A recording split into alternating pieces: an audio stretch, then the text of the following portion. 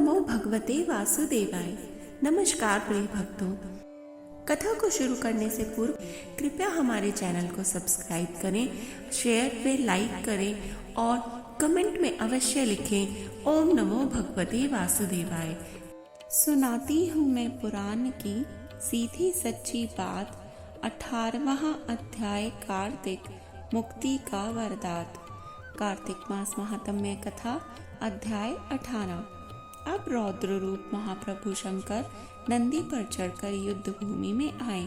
उनको आया देखकर उनके पराजित गण फिर लौट आए और सिंहनाद करते हुए आयुधों से दैत्यों पर प्रहार करने लगे। भीषण रूपधारी रुद्र को देखकर दैत्य इधर उधर भागने लगे। तब जलंधर हजारों बाण छोड़ता हुआ शंकर भगवान की ओर दौड़ा।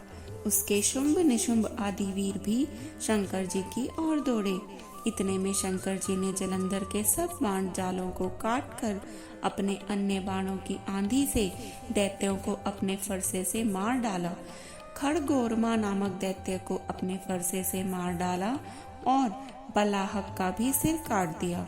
घसमर भी मारा गया और शिवगण चिशी ने प्रचंड नामक दैत्य का सिर भी काट डाला। किसी को शिव जी के बैल ने मारा और कई उनके बाणों द्वारा मारे गए। यह देखकर जलंधर अपने शुंभादिक दैत्यों को धिक्कारने और भयभीतों को धैर्य देने लगा, पर किसी प्रकार भी उसके भयग्रस्त दैत्य युद्ध को न आते थे। जब दैत्य सेना पलायन आरंभ कर दिया, तब महाक्रुद्ध जलंधर ने शिवजी को ललकारा और 70 बाण मारकर शिवजी को दग्ध कर दिया। शिवजी उसके बाणों को काटते रहे, यहाँ तक कि उन्होंने जलंधर की ध्वजा, छत्र और धनुष को भी काट दिया।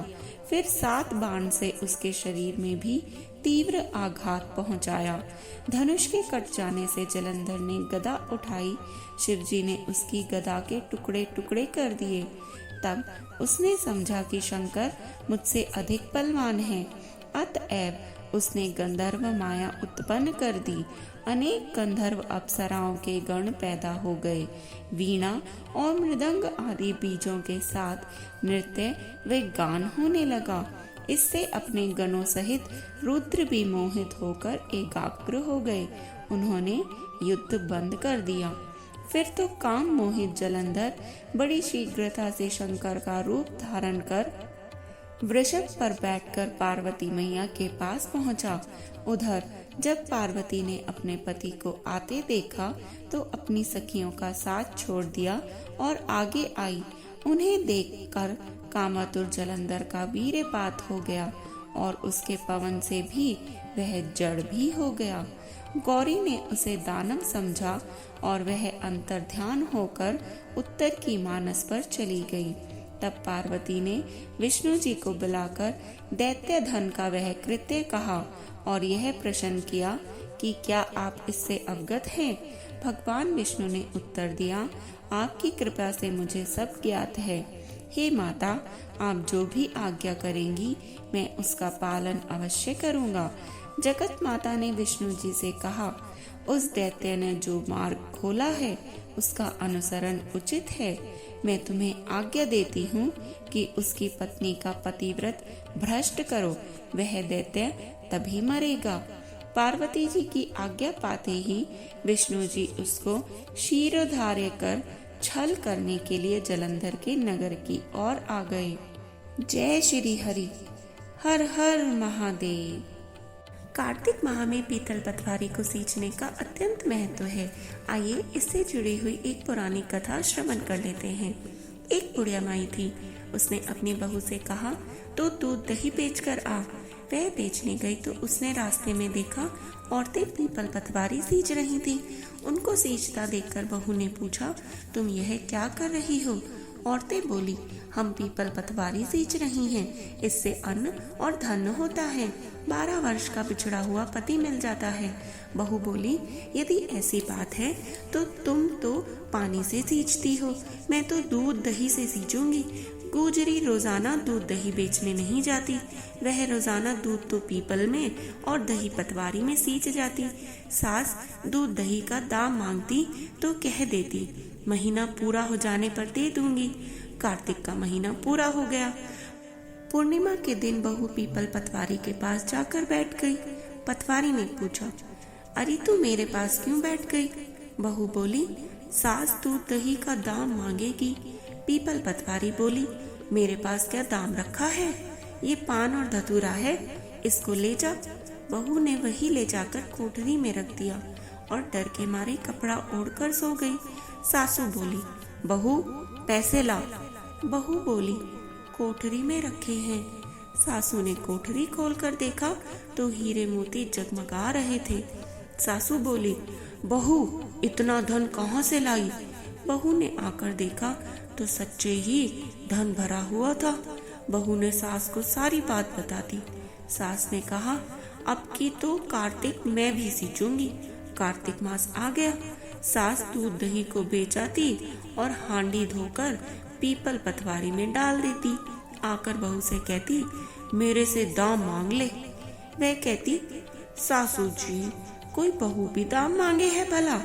पर फिर सासू कहती, तू मांगती ही क्यों ना? बहू बोली, सासू जी पैसे लाओ। तो वह पीपल पटवारी के पास जाकर बैठ गई। पीपल पटवारी ने सास को पान धतूरा भेडिंडा दे दिया। उसने ले जाकर बहू की तरह से ही कोठरी में रख दिया। बहू ने खोल कर देखा तो उसमें कीड़े मकोड़े बिलबिला रहे थे।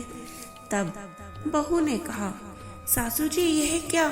सास ने आकर देखा और बोलने लगी, पीपल पटवारी तो बड़ी दोबड़ पीटी है, इसको तो धन दिया और मुझको कीड़े मकोड़े। तब सब स्त्रियां बोलने लगी, बहू तो सत की भूखी सींचे थी, तू धन की भूखी। तो पटवारी माता, जैसा बहू को दिया वैसा सबको दीजो, और जैसा सास को दिया वैसा किसी को मत दीजो। जय पीपल पटवारी की। पीपल पटवारी की दूजी कहानी। एक बुढ़िया थी, उसके 4 बेटे थे और 4 भैंस थी। आया कार्तिक का महीना। अपनी बहुओं से बोली, मैं तो कार्तिक नहाने जाऊं और तुम लोग एक एक भैंस ले लो। 1 महीने में आऊंगी और देखूंगी कि तुम में कौन सी सबसे ज्यादा घी जोड़ पाएगी। तीनों बहुत चालाक थी। छोटी बहू को तो ना दूध बिलोना आता था और ना घी निकालना।